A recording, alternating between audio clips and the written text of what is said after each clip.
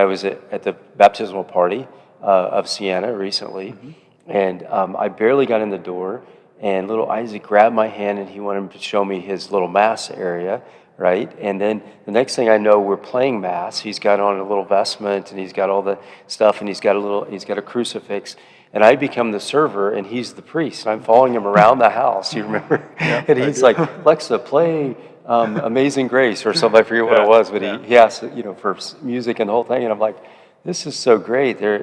How old is he right now? He's 4. 4. At 4 years old, he knows about the Eucharist. He knows about the Mass. He knows, that Christ has given us this unfathomable gift. And he's pulling me as the priest in to be even more devoted because of his faithfulness that you've shared with him, which is just, it is amazing grace.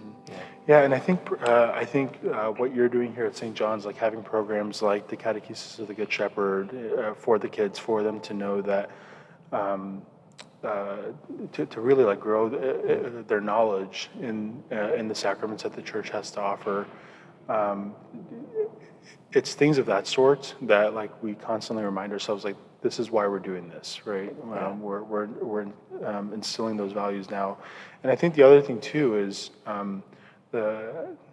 just our growing devotion to our faith, our blessed Lord in the Blessed Sacrament has inspired us to be like the primary catechists, like the first catechist in our household, as you promise in the baptismal. Right, exactly. Yeah. And so I think it's very easy to like just cast that to the side, and it's very tempting too, right, to just put that responsibility on somebody else, or the church, or their Sunday schools, or their Catholic schools, right? And so, but I think the more and more Lindsay and I devote ourselves to receiving the sacraments, to receiving the Eucharist, the more we are compelled and convicted to then instill that same conviction in our kids.